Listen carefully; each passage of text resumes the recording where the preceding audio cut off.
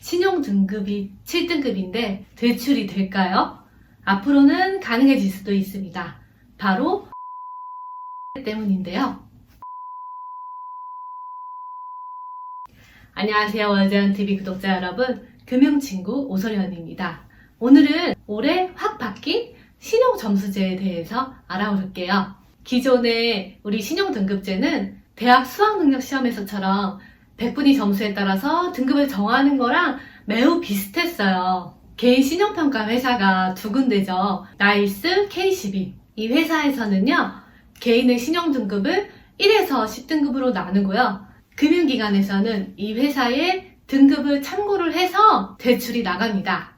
K12 기준으로 630점이랑 629점은 점수로는 딱 1점 차이인데요. 이게 시중은행 대출이 되느냐 안 되느냐 요거를 딱 가르는 기준이 되었어요. 그런데 신용점수제로 바뀌고 난 다음에는요, 요 사이에 껴서 조금 억울했다 이런 분들이 좀 혜택을 받을 수 있게 되었습니다.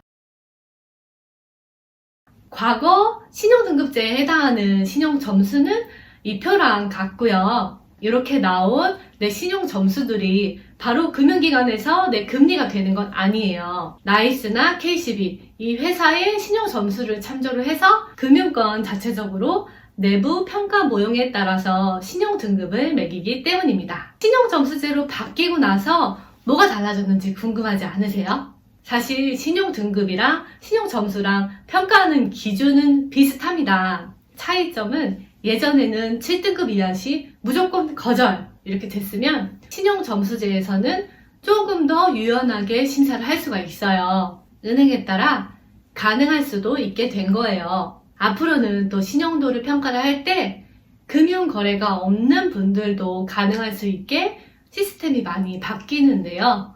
바로 비금융 데이터가 확대 적용이 됩니다. 기존에 금융거래가 없어도 전기요금 납부나 온라인 구매 정보, 통신 정보 등의 이런 비금융 정보를 활용을 해서 내 신용 점수가 나오는 거예요. 지금도 일부 적용이 되고 있는데요. 네이버 파이낸셜의 미래에셋캐피탈 스마트 스토어 사업자 대출. 이 상품은 금융 정보가 거의 없어도 스마트 스토어 사업하시는 분들이 3개월 이상 매출이 연속적으로 100만 원 이상이시면 대출 신청을 하실 수가 있고요. 핀테크 업체 핑크에서도 T스코어라는 대안 신용평가 시스템을 좀 만들었어요. SK텔레콤 고객이면 통신사 가입이나 이용요금 이런 정보에 따라서 대출 금리랑 한도에 좀 우대를 받을 수도 있습니다. 금융거래 정보가 좀 부족한 주부나 사회초년생들이 대출 심사에 활용할 수가 있겠습니다. 이제 뭐 핀테크다, 빅테크다, 마이데이터, 금융시장이 좀 경계가 좀 허물어지고 있습니다. 신용도는요, 높을수록 좋은데요. 대출을 받을 때도 좀 좋지만 일부 공기업 취업이나 결혼정보 회사에서도 좀 반영을 하고 있습니다. 신용거래 이력이 있어야지 신용도가 판단이 돼서요. 예금이 많고 부동산 자산이 많고 이러셔도 신용도가 높은 것이 아니에요. 대출이 없는 사람이나 사회초년생들은 보통 5에서 6등급 사이의 신용점수를 좀 받게 되고요. 나이스나 K12 사이트에서는 1년에 총 3번 정도 무료로 신용도를 조회해 볼 수가 있어요. 2011년도 10월부터는 신용조회를 많이 한다고 해서 신용도가 떨어지는 게 아니에요. 요즘에는 여러 핀테크 업체를 통해서도 신용도를 조회해 볼 수 있는데요. 통신요금, 국민연금, 건강보험료, 공공요금을 6개월 이상 연체 없이 좀 납부를 했다 하시면 앱을 통해서 이 정보를 내시면 신용도에 가점을 받을 수도 있어요. 오늘은 바뀐 신용점수제에 대해서 간단히 알아봤는데요.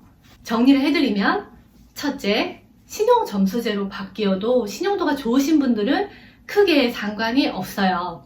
두 번째는 비금융 데이터가 좀 확대가 되고 있기 때문에 대출 혜택을 좀 받을 수 있는 분들이 늘어나고 있고요. 세 번째는 내 신용도를 조회를 해보시고 필요한 서류를 제출을 해서 가점을 받아보자 입니다. 영상이 도움이 되셨나요?